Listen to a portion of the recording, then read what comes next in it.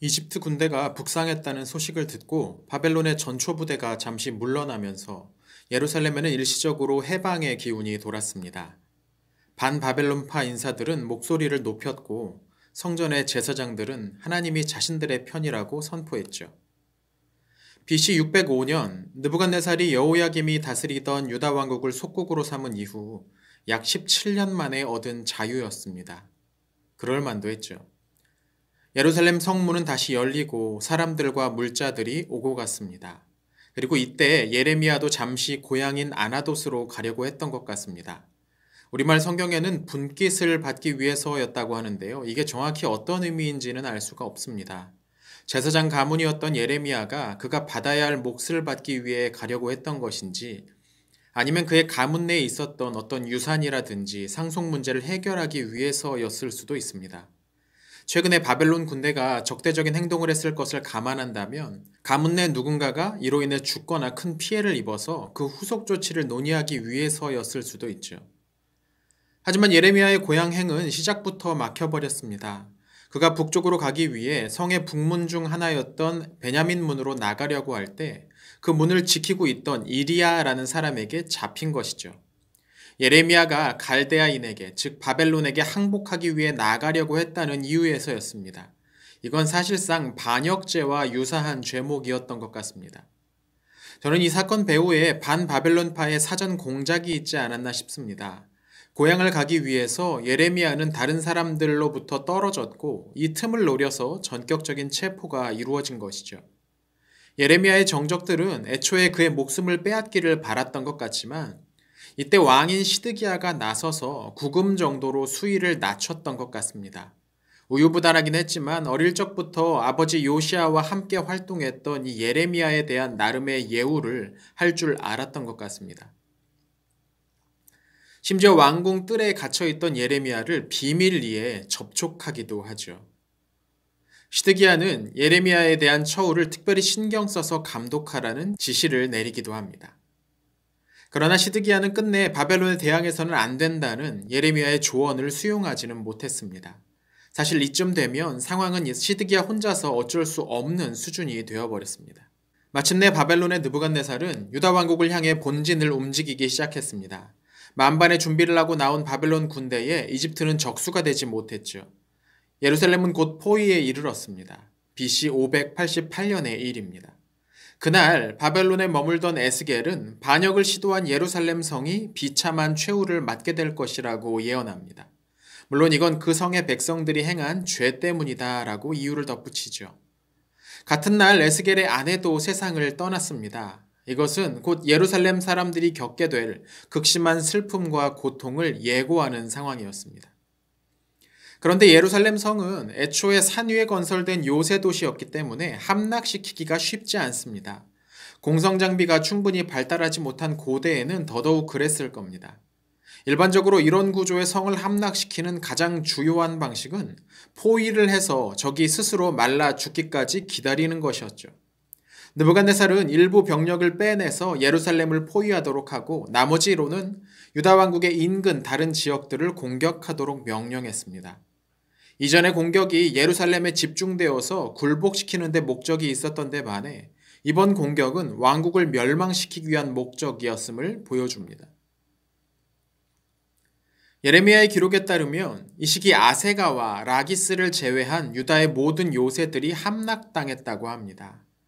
예루살렘은 산 위에 건설된 도시였고 이는 방어에는 유리하지만 생산 활동에는 장애 요소였죠. 때문에 밖에서 끊임없이 물자가 들어와야만 유지될 수 있는 성이었습니다. 아무리 예루살렘이 함락되지 않고 버틴다고 하더라도 나머지 성과 마을들이 모두 함락된다면 결국 망할 수밖에 없는 상황이죠. 다급해진 시드기야는 예레미야의 조언을 요청합니다. 그러나 예레미야는 이전의 대답을 반복하죠. 서둘러 항복하는 길만이 살 수 있는 유일한 방법이라는 겁니다. 우유부단한 시드기야는 차마 그런 결정을 내릴 수 없었고요. 예루살렘의 포위가 장기간 이어지자 성 안의 백성들은 점차 초조해지기 시작합니다. 그리고 이렇게 긴장이 극도로 높아지면 어떤 사람들은 이기적인 행동을 저지르곤 합니다.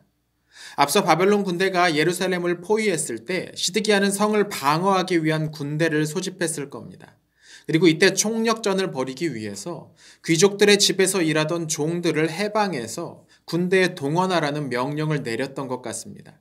이들이 종으로 남아있는 동안에는 단지 그 주인을 위해 싸우게 될 테니까요.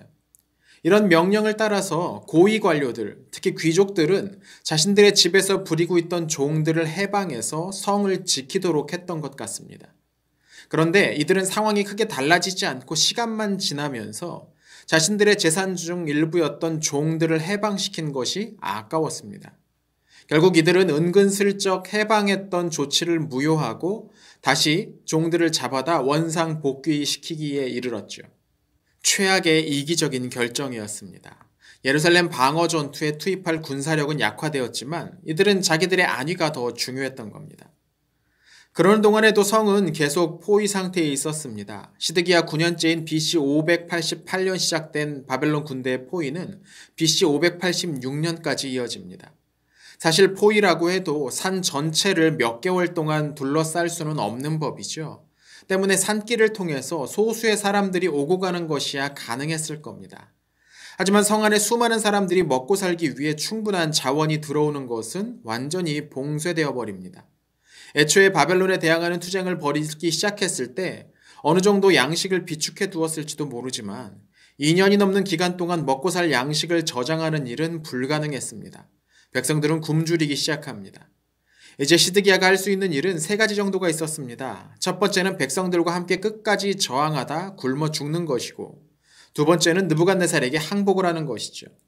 그러나 분노한 느부갓네살에게 항복을 한다고 해서 목숨을 부지할 수 있을지 장담하기 어려웠습니다. 시드기야는 제3의 선택, 즉 측근들과 함께 도망치기로 결정합니다. 기록에 따르면 그는 제위 11년 4월 9일 한밤중 성을 빠져나갑니다. 이건 오늘날 연대로 환산하면 BC 586년 7월 18일의 일이죠. 성벽 일부도 파괴되기 시작했고 그는 혼란의 틈을 타서 아라바 길로 탈출을 감행합니다.